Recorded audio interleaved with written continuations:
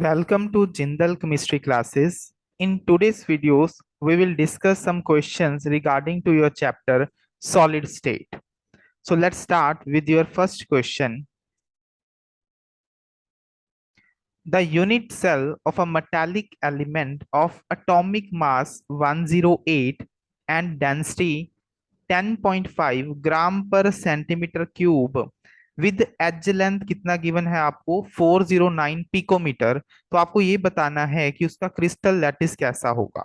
FCC face centred होगा, body centred होगा, hexagonal होगा या नन ऑफ दीज। तो आपको ये पता होना चाहिए कि जो हमारी डेंसिटी होती है that is equals to mass by volume, that is equals to mass by volume. और आप लोगों ने लोअर स्टैंडर्ड्स में पढ़ा होगा कि जो आपके नंबर ऑफ मोल्स होते हैं उसको हम कैसे कैलकुलेट करते हैं, given mass divided by molar mass. And the second formula क्या होता है आपका, number of given particles divided by Avogadro number of particles. तो यहां से अगर आपको मास कैलकुलेट करना है तो मास कैसे आएगा, that is the given number of particles जिसको मैं यहाँ पे जेड से डिनोट करूंगा। That means the number of particles per unit cell into, देखो ये इधर जाके क्रॉस मल्टीप्लाई हो जाएगा, that is my molar mass divided by Avogadro number. So putting the value of mass in the density formula we will get कि आपका किसके equal बन जाएगा, that is equals to number of particles per unit cell into molar mass divided by Avogadro number into volume. Cube का volume क्या होता है आपका, एच का क्यूब, मतलब ए का क्यूब। एच को मैं क्या लेता हूँ यहाँ पे, ए ले लेता हूँ। आपको यहाँ पे देखो डेंसिटी गिवन है, density that is 10.5 gram per centimetre cube, ये सेंटीमीटर क्यूब में है। मोलर मास आपको गिवन है 108 ग्राम पर मोल गिवन है। N naught that is the Avogadro number, इसकी वैल्यू क्या होती है 6.022 इंटू 10⁻23 पर मोल। और आपको यहाँ पे एज लेंथ कितनी गिवन है 409 पिकोमीटर। देखो हमें यहाँ पे सेंटीमीटर गिवन है डेंसिटी में, तो मैं इसको सेंटीमीटर में कन्वर्ट कर लेता हूँ। तो 1 picometre is equals to 10⁻⁻10 centimetre. तो यहाँ पे जस्ट वैल्यू पुट कर दीजिए। जैसे ही आप यहाँ पे देखो वैल्यू पुट करोगे तो जो आपका आंसर आएगा दैट इज इन द सभी यूनिट से सभी यूनिट्स आपकी क्या हो जाएंगी, कैंसिल हो जाएंगी। तो यहाँ से आपको जेड की वैल्यू कैलकुलेट करनी है। जैसे ही आपने जेड की वैल्यू यहाँ पे कैलकुलेट कर ली, वहां से हमें पता चल जाएगा कि जो आपका क्रिस्टल सिस्टम है दैट इज एफसीसी, बीसीसी और एचसीपी। तो यहाँ पे आपको करना है ए का क्यूब 409 इंटू 10⁻⁻10 सेंटीमीटर का होल क्यूब। तो यहाँ से जब आप इसको सॉल्व कर लोगे, ठीक है, कैलकुलेशन कर लोगे, तो जेड की जो वैल्यू है वो कितनी आएगी आपकी 4 आएगी। That means number of particles per unit cell, number of particles per unit cells आपके कितने आ रहे हैं, 4 आ रहे हैं। And that is the case with your FCC, ये आपके एफसीसी में होता है। तो इसका आंसर क्या आएगा आपका, फर्स्ट ऑप्शन। तो ध्यान में रखना, एफसीसी में number of particles per unit cell कितने होते हैं 4, जहां पे आपके पार्टिकल्स कॉर्नर्स पे प्लस फेस के सेंटर पे प्रेजेंट होते हैं। On the other hand side body centre में number of particles per unit cell आपके 2 होते हैं, जिनमें आपके जो पार्टिकल्स हैं वो कॉर्नर्स पे प्लस बॉडी के सेंटर पे प्रेजेंट होते हैं, बॉडी के सेंटर पे प्रेजेंट होते हैं। And the next one is your SCC, that is your simple cubic cell. इसमें आपके number of particles per unit cell 1 होते हैं, पार्टिकल सिर्फ आपके कॉर्नर्स पे प्रेजेंट होते हैं। तो आप जेड की वैल्यू से इजीली बता सकते हो कि जो आपका क्रिस्टल सिस्टम है वो किस तरह का है। ठीक है, तो यहाँ पे आपको डेंसिटी वाले फॉर्मूले का यूज करना था, जेड की वैल्यू को कैलकुलेट करना था, and that will provide you the Z equal to 4। That means answer क्या आएगा आपका, क्रिस्टल लैटिस क्या है आपका, FCC. Moving to your second question, in a cubic unit cell A atoms are present at the corner. तो देखो ए आपके corners पे प्रेजेंट है, और कॉर्नर्स टोटल कितने होते हैं क्यूब में, 8। हर एक जो कॉर्नर है वो आपके 8 के साथ शेयर होता है। तो एक कॉर्नर एटम का जो कंट्रीब्यूशन आता है पर यूनिट सेल वो कितना आता है, 1/8। तो नंबर ऑफ पार्टिकल्स जो आपके कॉर्नर्स पे प्रेजेंट है वो कितने हो गए, 1 हो गए। हर कॉर्नर आपका जो कॉर्नर का कंट्रीब्यूशन होता है पर यूनिट सेल में वो कितना होता है, 1/8 होता है। फेस का जो सेंटर है उसका जो कंट्रीब्यूशन होता है पर यूनिट सेल वो कितना होता है, हाफ होता है। और जो आपका एज का सेंटर है, एज का सेंटर का कंट्रीब्यूशन पर यूनिट सेल कितना होता है, 1/4 होता है। एंड जो आपके पार्टिकल बॉडी के सेंटर में प्रेजेंट है वो थॉरली आपके क्रिस्टल में ही प्रेजेंट होता है, तो वो पूरे का पूरा ही कंट्रीब्यूट करता है। तो आपको बी गिवन है फेस के सेंटर पे। तो कितने फेस के सेंटर्स होते हैं, टोटल 6 होते हैं, और हर एक का कंट्रीब्यूशन कितना होता है, हाफ। तो मतलब बी कितने हो गए, टोटल 3 हो गए। और जो आपको सी है दैट इज गिवन कि वो आपके बॉडी के सेंटर पे प्रेजेंट है। तो बॉडी सेंटर पे कंट्रीब्यूशन कितना होता है, 1, और बॉडी का सेंटर भी एक ही होगा, तो दैट मीन सी भी कितना होगा, 1। तो इसका मॉलिक्यूलर फॉर्मूला क्या बन गया, A1B3C1, जिसको हम सिंपली क्या लिख सकते हैं, AB3C। तो इसका आंसर क्या आएगा आपका, third option. Question number third, choose the correct matching sequence from the possibility given. तो देखो पहला है आपका क्रिस्टल डिफेक्ट, तो आप फर्स्ट से लेके फोर्थ तक देखिए, इनमें से क्रिस्टल डिफेक्ट कौन सा है आपका, फ्रैंकल। फ्रैंकल में क्या होता है कि कोई भी अपना लैटिस पॉइंट से क्या करता है, वो इंटरस्टिशियल साइट को क्या कर लेता है, ऑक्युपाई कर देता है। अपनी पोजीशन को छोड़ के क्रिस्टल में जो वेकेंट साइट प्रेजेंट होती है, जिसको हम इंटरस्टिशियल साइट बोलते हैं, उसको क्या कर लेता है, ऑक्युपाई कर लेता है। इससे आपके सिस्टम में डेंसिटी क्या रहती है, कांस्टेंट रहती है, क्योंकि सिर्फ पार्टिकल अपनी पोजीशन से डिस्प्लेस करता है। Number of particles will remains the same in Frenkel defect. तो यहाँ पे आपकी जो डेंसिटी है वो क्या रहती है, आपकी कांस्टेंट रहती है। तो आपका जो ए है उसका आंसर क्या आएगा, third. So that means fourth option आपका क्या हो गया, रिजेक्टेड हो गया। सेकंड देखिए, जो आपका HCP है that is your hexagonal closed packing, उसमें जो पार्टिकल्स की लेयर अरेंजमेंट होती है that is of AB AB type. HCP में आपके जो पार्टिकल्स की अरेंजमेंट है वो AB AB टाइप होती है। जबकि जो आपका FCC होता है, जिसको हम CCP भी बोल देते हैं, closed cubic structure packing structure, तो उसकी जो अरेंजमेंट होती है लेयरिंग में वो होती है ABC टाइप लेयरिंग होती है। तो आपका बी का आंसर क्या आएगा, फर्स्ट। तो इससे आपका देखो थर्ड ऑप्शन भी रिजेक्ट हो गया।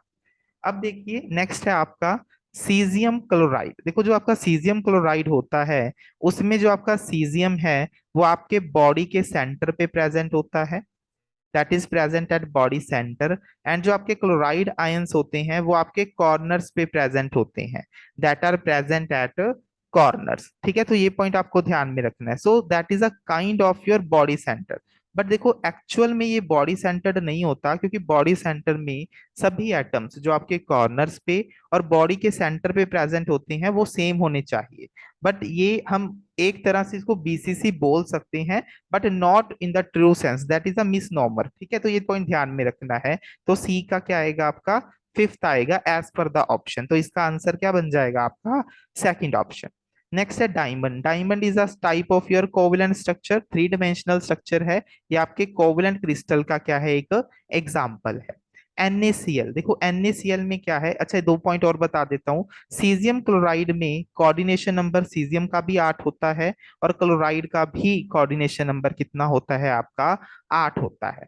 तो अगर आप बात करें आपके NaCl क्रिस्टल की, तो यहाँ पे जो आपका Na पॉजिटिव है वो आपके ऑक्टाहेड्रल वॉइड्स में प्रेजेंट होता है, और जो आपका क्लोराइड है वो आपके FCC सिस्टम में प्रेजेंट होता है, that means at corners plus face के सेंटर्स। कॉर्नर्स के साथ साथ वो आपके फेस के सेंटर पे लाई करता है।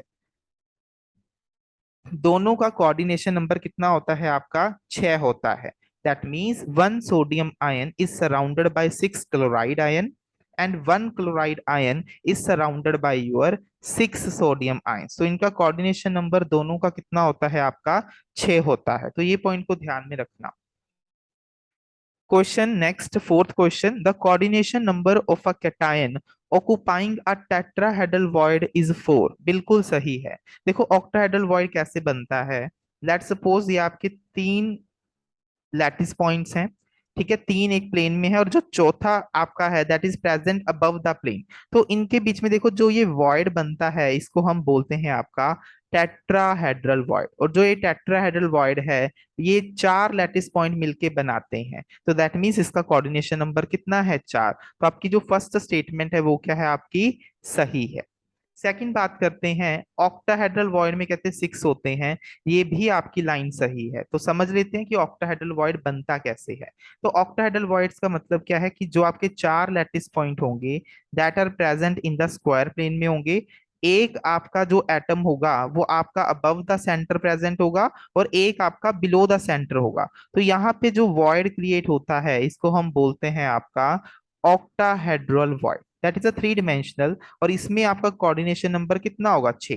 चार एटम प्लेन में, one above the plane and one below the plane. तो कोऑर्डिनेशन नंबर कितना होता है आपका, सिक्स। देखो वॉइड का मतलब होता है एम्प्टी स्पेस, जो खाली जगह बचती है। तो ये आपको दिख रहा है ना, ये जो खाली जगह इसमें क्रिएट हुई है इसको हम बोलते हैं आपका वॉइड। मैं आपको अलग पेन की इंक से दिखाता हूँ, ये वाला पॉइंट बोल रहा हूं मैं।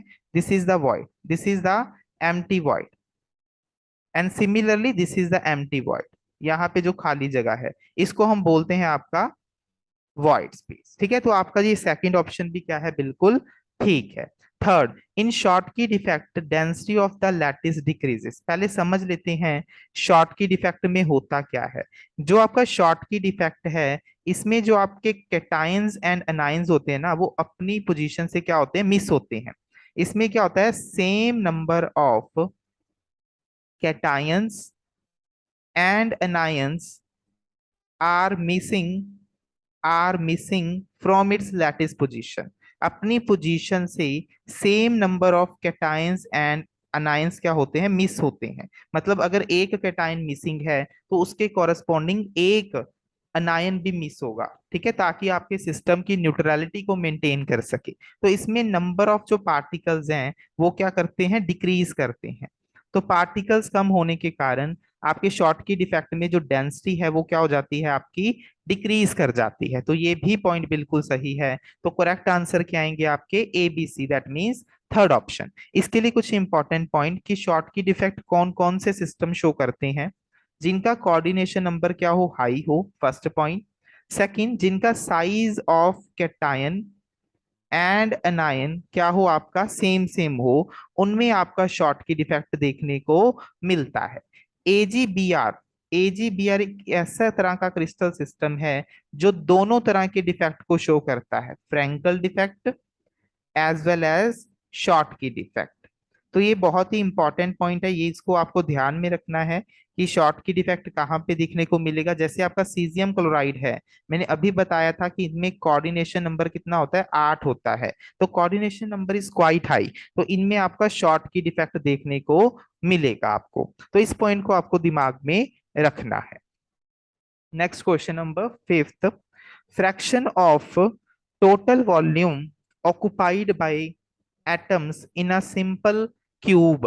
तो सिंपल क्यूब में आपको पता है कि जो आपके पार्टिकल्स हैं वो आपके कहाँ पे प्रेजेंट होते हैं, कॉर्नर्स पे प्रेजेंट होते हैं। तो देखो कॉर्नर्स वाले जो एटम्स होते हैं वो एक दूसरे को क्या करते हैं, यहाँ पे टच करते हैं। कॉर्नर्स वाले एटम्स क्या करते हैं, एक दूसरे को टच करते हैं। देखो इसका भी रेडियस आर और इसका भी रेडियस आर, और टोटल डिस्टेंस पता है आपको एच किसके इक्वल है, ए के। तो यहाँ पे जो आपकी एज लेंथ होती है that is equals to twice of the radius of your lattice point और your atom। अब देखो हमें क्या कैलकुलेट करना है, वॉल्यूम। तो वॉल्यूम कितना ऑक्युपाई करेंगे, देखो आपको पता है वॉल्यूम किसके इक्वल आता है आपका, कितना वॉल्यूम ऑक्युपाई करेंगे उसको हम बोलते हैं आपका पैकिंग फ्रैक्शन। इसने कितना वॉल्यूम को ऑक्युपाई कर लिया, that is your packing fraction. किसके इक्वल आएगा, कितने एटम्स पर यूनिट सेल हैं इनटू हर एक का वॉल्यूम कितना होता है, सफेरिक का वॉल्यूम कितना होता है, 4/3 πr³ divided by total volume. तो आपको पता है एसएससी में number of particles per unit cell 1 होंगे, 4/3 πr³ as it is by a cube. देखो ए किसके इक्वल है, 2r के, तो यहाँ पे लिख दीजिए 2r का क्यूब। तो यहां से जब आप सॉल्व करोगे आंसर कितना आएगा आपका, π/6। और जब आप इसको π/ 6 को सॉल्व करोगे वो कितना आएगा आपका 52.4%। तो आंसर क्या आएगा आपका फोर्थ ऑप्शन। तो that means out of the full space, that means 100% से सिर्फ वो आपका कितना वॉल्यूम ऑक्युपाई करता है, 52.4 क्या होता है उसमें ऑक्युपाई होता है। जबकि जो आपका 47.6% जो वॉल्यूम है वो क्या रहता है आपका एम्प्टी रहता है। तो आपको पेपर में एम्प्टी स्पेस भी पूछ सकते हैं, इसको आपको ध्यान में रखना है। That is the case for simple cubic. अगर मैं बात करूं बीसीसी में, तो बीसीसी में कौन से पार्टिकल्स आपके इन टच होते हैं, तो ये ध्यान में रखना। एक दो पार्टिकल्स आपके कॉर्नर्स पे प्रेजेंट होते हैं वो, और सेकंड जो आपका बॉडी सेंटर पे प्रेजेंट होता है वो। ये जो पार्टिकल है that is present at the body centre. तो यहाँ पे क्या होता है आपको देखिए, ये डिस्टेंस आर है, ये पूरा डायामीटर बन गया 2r, और ये कितना बन गया r। और आपको पता होगा बॉडी डायगोनल कितना होता है आपका क्यूब में, √3a, that is the √3a distance, और ये टोटल किसके इक्वल आपके 4r के। तो जब भी आप सही फॉर्मूला लगा के, सेम फॉर्मूला लगा के कैलकुलेट करोगे विद z इक्वल टू 2, तो बॉडी सेंटर के केस में जो आपका आएगा पैकिंग फ्रैक्शन आएगा वो कितना आएगा, √3π/8। इसका जो आप कैलकुलेट करोगे कितना आएगा, 68% आएगा, दैट इज ऑक्युपाइड। और अगर खाली की बात करोगे पैकिंग फ्रैक्शन, टोटल कितना है 68, और एम्प्टी स्पेस कितना आएगा जो खाली है, दैट इज योर 32। एम्प्टी कितना आएगा, 32% आएगा। सेम अगर आप कैलकुलेट करते हो एफसीसी के लिए, तो एफसीसी में कौन से पार्टिकल आपके इन टच रहते हैं, that means particles present at the corner and the particle present at the face centre. और फेस डायगोनल की जो वैल्यू होती है वो कितनी होती है आपकी, √2a। तो यहाँ पे आपका रिलेशन क्या होता है, √2a इक्वल टू 4r होता है, और number of particles per unit cell कितने होते हैं, 4। तो जब आप इसका पैकिंग फ्रैक्शन कैलकुलेट करोगे यूजिंग दिस फॉर्मूला, तो आपको कितना आएगा, √2π/6। और जब इसको कैलकुलेट करोगे कितना आएगा, 74%। That is the maximum volume that can be occupied, that is the maximum volume that can be occupied. ठीक है, तो एफसीसी में आपका एम्प्टी स्पेस कितना होगा, एम्प्टी स्पेस कितना होगा, 26%। तो इस तरह के क्वेश्चन आपको एग्जाम में आ सकते हैं, तो इनको आपको ध्यान में रखना है।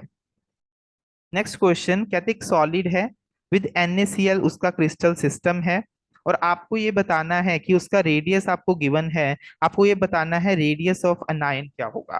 तो देखो जो आपका NaCl क्रिस्टल है वो आपका ऑक्टाहेड्रल स्ट्रक्चर या ऑक्टाहेड्रल वॉइड्स बनाता है with coordination number 6, coordination number 6। तो ये क्वेश्चन है आपके रेडियस रेशियो रूल से, रेडियस रेशियो रूल से। तो मैं आपको यहाँ पे रेडियस रेशियो रूल बता देता हूँ। क्या देखना है आपको, कि अगर आपका कोऑर्डिनेशन नंबर 2 है, तो उसका जो रेडियस रेशियो रूल है वो कहाँ से कहाँ लाई करता है, 0.155 से 0.225 के बीच में लाई करेगा।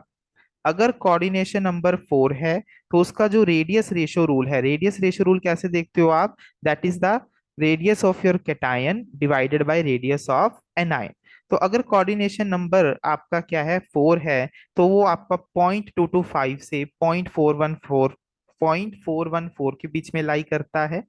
अगर कोऑर्डिनेशन नंबर 6 है, तो उसका लाई करता है 0.414 से 0.732। और अगर कोऑर्डिनेशन नंबर 8 है, तो दैट लाइज अबव 0.732 से 1 के बीच में लाई करता है।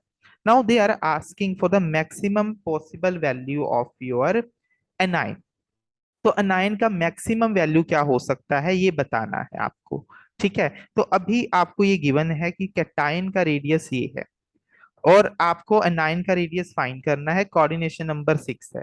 तो आप यहाँ पे इसकी मिनिमम वैल्यू को चूज करोगे, क्यों, क्योंकि देखो ये वैल्यू मैक्सिमम कब होगी, जब आपका रेडियस ऑफ एनायन क्या होगा, मिनिमम होगा। तो बस ये पॉइंट को आपको ध्यान में रखना था। तो मिनिमम कब होगा, जब वो 0.414 वैल्यू को लेगा। तो आपके कैटायन का रेडियस 120 है, एनायन का फाइंड करना है, और इसको 0.41 के इक्वल रख दो। जैसे ही आप इसको सॉल्व करोगे, इसकी जो वैल्यू आ जाएगी वो कितनी आएगी, 289.85, दैट मीन्स अप्रोक्सीमेटली 290 पिकोमीटर आ जाएगी। तो आंसर क्या आएगा आपका, फोर्थ ऑप्शन। आंसर क्या आ जाएगा आपका, फोर्थ ऑप्शन।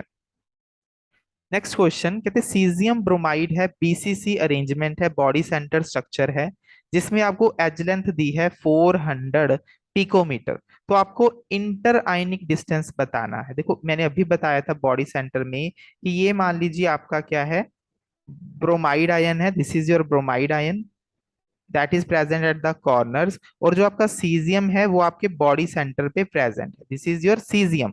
तो आपको क्या बताना है, इंटरआयनिक डिस्टेंस, मतलब आपको ये डिस्टेंस बताना है कि पॉजिटिव और नेगेटिव के बीच में डिस्टेंस कितना है। दैट मीन्स आपको किसकी वैल्यू बतानी है, 2r की। किसकी वैल्यू बतानी है, 2r की वैल्यू आपको बतानी है। और हमें पता है √3a equal to 4r for body centre. तो आपको 2r की वैल्यू चाहिए, तो मैं यहां से क्या लिख सकता हूं, इसको ये लिख सकता हूँ 2 times of 2r equal to √3a। That means मुझे 2r की वैल्यू चाहिए, वो किसके इक्वल आएगी, √3a/2। तो दैट मीन्स √3/2। ए कितना गिवन है, 400। तो आप इसको सॉल्व कर लेना, सॉल्व करने पे कितना आएगा, 346.4 पिकोमीटर आ जाएगा। That means A option. ध्यान में रखना, इन्होंने यहाँ पे इंटर आयनिक डिस्टेंस पूछा है, मतलब दो ऑपोजिट चार्जेस के बीच में कितना डिस्टेंस है उनके न्यूक्लियस के बीच में, तो कितना है वो 2r के इक्वल। तो इसी वजह से मैंने 2r की वैल्यू यहाँ पे क्या की, आपकी कैलकुलेट की है। तो इस पॉइंट को बस आपको क्या रखना था, यहाँ पे दिमाग में रखना था। Next question, in calcium fluoride having the fluoride structure, आपको कोऑर्डिनेशन नंबर बताना है। तो देखो कैल्शियम फ्लोराइड क्या है, CaF2। तो इसमें आपको पता होना चाहिए जो आपका कैल्शियम है वो कहाँ पे प्रेजेंट होता है, आपके FCC लैटिस में। और जो आपका फ्लोराइड है वो आपके कहाँ पे प्रेजेंट होता है, आपके टेट्राहेड्रल वॉइड्स में प्रेजेंट होता है। तो FCC में total number of atoms per unit cell 4 होते हैं, और ऑक्टाहेड्रल वॉइड्स कितने होते हैं, आपके डबल होते हैं आपके FCC एटम से, दैट मींस 8 होंगे।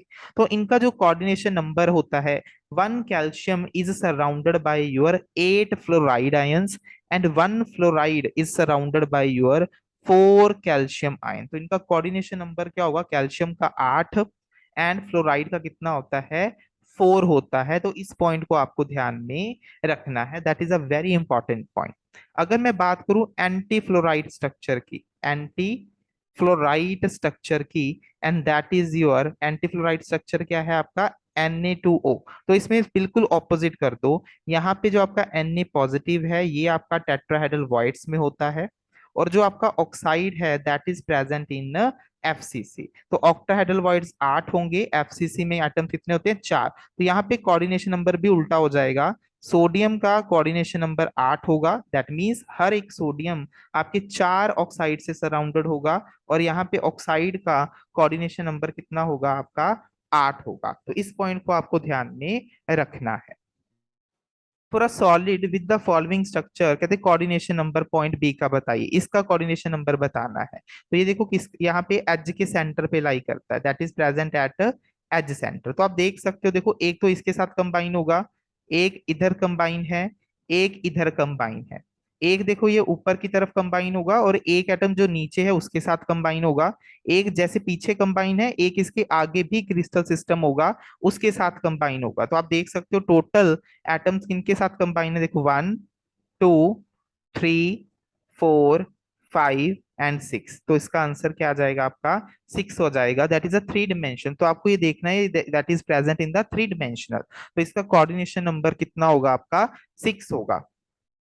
नेक्स्ट है, आपको यहाँ पे गिवन है कि oxygen atoms forms a FCC lattice, that means oxygen जो एटम्स हैं वो FCC फॉर्म कर रही हैं। और FCC में एटम्स कहाँ पे प्रेजेंट होते हैं, आपके कॉर्नर्स पे प्लस फेस के सेंटर पे। ए एटम्स क्या बोल रहे हैं, वो टेट्राहेड्रल वॉइड्स को ऑक्युपाई करते हैं, और आपके जो टेट्राहेड्रल वॉइड्स हैं वो कहाँ पे प्रेजेंट होते हैं, बॉडी के डायगोनल पे। हर बॉडी डायगोनल पे दो टेट्राहेड्रल वॉइड्स होते हैं, दो टेट्राहेड्रल वॉइड्स होते हैं। तो टोटल 4 बॉडी डायगोनल्स होते हैं, तो 4 मतलब 4 टू द 8 टेट्राहेड्रल वॉइड्स हो जाएंगे। और जो आपका बी एटम है वो कहाँ पे लाई करता है, आपके ऑक्टाहेड्रल वॉइड्स में। और ऑक्टाहेड्रल वॉइड्स कहाँ पे प्रेजेंट होते हैं, आपके एज के सेंटर पे प्लस बॉडी के सेंटर पे। कहाँ पे प्रेजेंट होते हैं, एज सेंटर प्लस बॉडी के सेंटर पे। अब क्वेश्चन गिवन है कि अगर आपके if atoms are removed from 2 of the body diagonals, दो बॉडी डायगोनल से आपने एटम रिमूव कर दिए, बॉडी डायगोनल, तो एक बॉडी डायगोनल पे आपके कितने प्रेजेंट होते हैं टेट्राहाइड्रल वॉइड्स, आपके टोटल 4। टोटल एक में कितने होते हैं, 2। तो 2 बॉडी डायगोनल से एटम रिमूव कर दिए, तो 2 से कितने रिमूव हो जाएंगे, 4 रिमूव हो गए। तो पेंडिंग कितने बचे, ए आपके पेंडिंग कितने बच गए, 4। तो दैट मींस अब रिमूव होने के बाद ए कितने बच गए आपके, 4 बच गए, सिर्फ 4 टेट्राहेड्रल वॉइड्स बच गए हैं आपके, ओनली 4। बात करते हैं, अब देखो आपके बॉडी के सेंटर से निकाल दिए, तो जब बॉडी के सेंटर से निकालोगे, बॉडी पे जितने भी हैं, तो आपके कॉर्नर्स वाले एटम भी निकलेंगे वहां से। बॉडी के सेंटर, अगर आपने बॉडी डायगोनल से एटम निकालने हैं, तो बॉडी डायगोनल तो आपके कॉर्नर्स को भी टच करता है ना, तो यहाँ वाले तो कॉर्नर्स वाले एटम भी निकलेंगे। तो कितने निकलेंगे टोटल, आपके 2 बॉडी डायगोनल रिमूव किए हैं, तो एक बॉडी डायगोनल पे आपके 2 एटम्स प्रेजेंट होते हैं, तो 2 से कितने निकलेंगे, 4। तो यहाँ दैट मीन्स जो ऑक्सीजन है उसमें फेस के सेंटर पे तो एज इट इज पड़े रहेंगे, उसमें तो कोई फर्क नहीं आएगा, बट कॉर्नर्स में कितने प्रेजेंट रहेंगे, अब 8 की बजाय कितने हो जाएंगे, वहां पे सिर्फ 4 रह जाएंगे, क्योंकि 4 आपको रिमूव कर सके हो। तो दैट मीन्स इनका कंट्रीब्यूशन कितना होगा, देखो 6 का कंट्रीब्यूशन 6 इंटू हाफ, और 4 का कंट्रीब्यूशन कितना होगा, 4 इंटू 1/8। तो इससे कैलकुलेट कर लो, इसका कितना आएगा total, that is 3/2। That means ओ कितने बचे, अब 3/2 बचे। अब बी की बात कर लेते हैं, बी में इन्होंने क्या बोला है, एज के सेंटर और बॉडी के सेंटर से। अब देखो बॉडी डायगोनल बॉडी सेंटर से तो पास करेगा ही, तो एक बॉडी सेंटर वहां से निकल जाएगा, जब आपने 2 डायगोनल्स बॉडी डायगोनल्स वहां से रिमूव किए, तो उससे आपका बॉडी सेंटर वाला निकल जाएगा, पर edge centre as it is रहेगा। ठीक है, तो एज सेंटर पे कंट्रीब्यूशन कितना होगा, टोटल एज सेंटर्स होते हैं 12, इंटू हर का कंट्रीब्यूशन कितना होता है एज सेंटर पे, 1/4। दैट मीन्स कितने पेंडिंग रहे, सिर्फ 3 रहे। तो अब फॉर्मूला बना लीजिए, ए कितने हैं टोटल 4, आपका बी कितना है, 3 है, और ऑक्सीजन कितने हैं, 3/2। ऑक्सीजन कितने हैं, सॉरी, 7/2, नॉट 3/2, 7। यहाँ से 3 आ गए और यहाँ से हाफ, तो ये कितने बन गए, 7/2। तो पूरी इक्वेशन को 2 से मल्टीप्लाई कर दो, तो ये कितने बन जाएंगे, A8 B6O7। So this is the molecular formula of the compound. तो इसका आंसर क्या आ जाएगा आपका, बी ऑप्शन। क्वेश्चन थोड़ा सा ट्रिकी था, समझने वाला था। अगर आपको समझ में आएगा कि बॉडी डायगोनल जब हमने रिमूव किए, तो उससे कौन कौन से एटम रिमूव होते हैं, उस पे कैसे कैसे फर्क पड़ेगा, तभी आप इस क्वेश्चन को अटेम्प्ट कर पाओगे। तो एक बार इसको दोबारा से क्रॉस चेक कर लेना वीडियो में मेरी, जब मैं सोल्यूशन बता रहा हूं, ताकि आपको अच्छे से समझ में आ जाए ये point. Next, if NaCl is doped with 10-4 mole percent of strontium chloride, number of cation vacancy is। तो देखो ध्यान रखना, जब मैंने देखो दिस इज, लेट सपोज ये मेरा सोडियम का क्रिस्टल था, NaCl डाल दिया। सिंप्लिसिटी के लिए मैंने क्या किया, मेरे पास स्ट्रोंशियम पे चार्ज क्या है, +2 है, और सोडियम पे चार्ज क्या है, +1। तो जब मैंने एक स्ट्रोंशियम डाला, तो मुझे न्यूट्रलिटी, इलेक्ट्रिकल न्यूट्रलिटी मेंटेन करने के लिए वहां से 2 सोडियम को बाहर निकालना पड़ेगा। अगर मैं 2 सोडियम को बाहर निकालूंगा, तभी मेरा 1 स्ट्रोंशियम आयन वहां पे ऑक्युपाई करेगा। तो एक जगह पे तो जाके स्ट्रोंशियम बैठ गया, बट जो एक है यहाँ पे, एक कैटायन वैकेंसी क्या हो जाएगी, क्रिएट हो जाएगी, क्योंकि स्ट्रोंशियम एक जगह पे एक ही पोजीशन को ऑक्युपाई कर सकता है, जबकि सोडियम आयन बाहर कितने निकले थे, 2 निकले थे। तो जब वो 2 सोडियम आयन बाहर निकले, उनमें से किसी एक पोजीशन में आपका स्ट्रोंशियम जाके चला गया, और जिसकी वजह से एक कैटायन वैकेंसी जनरेट हुई। तो मैं ये बोल सकता हूं कि मेरा एक स्ट्रोंशियम आयन एक कैटायन वैकेंसी को क्या करता है, एक कैटायन वैकेंसी को क्रिएट करता है। और मुझे क्वेश्चन में कितना गिवन है, 10⁻⁻4 मोल परसेंट। इसका मतलब 10⁻⁻4 divided by 100, that means 10⁻⁻6 moles of strontium कितना क्रिएट करेंगे। तो ये कितना क्रिएट करेंगे भाई, अगर एक एक को क्रिएट करता है, तो 10⁻⁻6 मोल्स कितनी वैकेंसी क्रिएट करेंगे, 10⁻⁻6 मोल्स वैकेंसी को क्या करेंगे, क्रिएट करेंगे। तो इसका मतलब कितना आएगा आपका, 10⁻⁻6 इंटू 1 मोल का मतलब कितना होता है, एवोगैड्रो नंबर ऑफ पार्टिकल। तो जब आप इसको सॉल्व करोगे, आंसर कितना आ जाएगा आपका, सी ऑप्शन। आंसर कितना आ जाएगा आपका, सी ऑप्शन। ध्यान में रखना था कि एक +2 चार्ज अगर आप इंट्रोड्यूस करते हो, तो वो आपका दोनों 2 साइड्स को वेकेंट करवाता है। एक में खुद चला जाएगा, दूसरी को क्रिएट करवा देगा। That means one strontium will create one cation vacancy. तो आपके 10⁻⁻⁴ मोल परसेंट कितना करेंगे, उससे मल्टीप्लाई कर दीजिए, आपका आंसर आ जाएगा। नेक्स्ट है total volume of atoms occupied in FCC. Atoms का पूछा है, अब इन्होंने ये नहीं पूछा टोटल कितना है, अब पूछ रहा है सिर्फ एटम्स कितना ऑक्युपाई करेंगे। तो कितना करेंगे, टोटल एटम्स कितने हैं और एक का वॉल्यूम कितना है, 4/3 πr क्यूब। तो total atoms per unit cell कितने होते हैं, 4 × 4/3 πr क्यूब। आंसर कितना आ गया आपका, 16/3 πr क्यूब। तो आंसर क्या आ जाएगा आपका, फोर्थ ऑप्शन। आंसर क्या आ जाएगा आपका, फोर्थ ऑप्शन। नेक्स्ट कहते हैं ये जो गिवन स्ट्रक्चर आपको गिवन है, इसमें से बताइए कौन सा डिफेक्ट है। तो आप देखिए यहां से कैटायन मिस है, यहां से कैटायन मिस है, यहां से अनायन, यहां से अनायन। तो दैट मीन्स दो कैटायंस मिस हैं, दो कैटायंस मिसिंग है, दो ही अनायन मिसिंग है। तो that means same number of cations and anions are missing from its lattice side. तो इस डिफेक्ट को हम क्या बोलते हैं आपका, शॉर्ट की डिफेक्ट। इसको हम क्या बोलते हैं आपका, शॉर्ट की डिफेक्ट। मैंने पहले भी बताया है, इसी वजह से इसका आंसर क्या आएगा आपका, second option, that is Schottky defect. A compound that show Schottky and Frenkel, मैंने ये पहले बता दिया कि दोनों डिफेक्ट कौन शो करता है। एक ऐसा example that is your AgBr. AgBr is ऐसा एग्जांपल है जो दोनों तरह के डिफेक्ट को शो करता है, आपका शॉर्टकी भी और फ्रैंकल भी। तो इसका आंसर क्या आएगा आपका, second option. Next question, the most unsymmetrical Brevis lattice क्या होगा। तो ध्यान रखना, आपके टोटल 7 तरह के क्रिस्टल सिस्टम है, टोटल 7 क्रिस्टल सिस्टम्स हैं आपके, जिनमें से जो आपके वो 14 ब्रेविस लैटिस में एग्जिस्ट करते हैं। 7 क्रिस्टल सिस्टम है टोटल, जो कि आपके आगे 14 ब्रेविस लैटिस की फॉर्म में एग्जिस्ट करते हैं, जिनमें से आपका मोस्ट सिमेट्रिकल फॉर्म होता है क्यूबिक। मोस्ट सिमेट्रिकल फॉर्म क्या है आपका, क्यूबिक, जिसमें तीनों एजेस भी इक्वल होती हैं और तीनों इंटरफेशियल एंगल्स भी क्या होते हैं, इक्वल होते हैं। And the most unsymmetrical, most जो अनसिमेट्रिकल होता है, दैट इज जाइए ट्राइक्लिनिक। इसमें ना तो कोई एज लेंथ इक्वल होती है, ना ही कोई आपका जो इंटरफेशियल एंगल है वो आपस में इक्वल होता है। तो आपको मोस्ट अनसिमेट्रिकल पूछा गया था, तो इसका आंसर क्या आएगा आपका, ट्राइक्लिनिक। ये ध्यान में रखना, मोस्ट सिमेट्रिक पूछा जाए आपका क्यूबिक, अगर मोस्ट अनसिमेट्रिक पूछा जाए तो इसका आंसर क्या आएगा आपका, ट्राइक्लिनिक। टोटल 7 ब्रेविस आपके 7 क्रिस्टल सिस्टम्स होते हैं, जिनमें से दो आपका फर्स्ट है cubic, second is your triclinic, and वो आपके टोटल 14 ब्रेविस लैटिस में क्या करते हैं, एग्जिस्ट करते हैं। आई होप आपको आज का लेक्चर अच्छा लगा होगा क्वेश्चन प्रैक्टिस करके। अगर आपको आज का लेक्चर अच्छा लगे तो please like share and subscribe my YouTube channel. Keep sharing and keep spotting. Stay tuned, stay blessed, happy learning.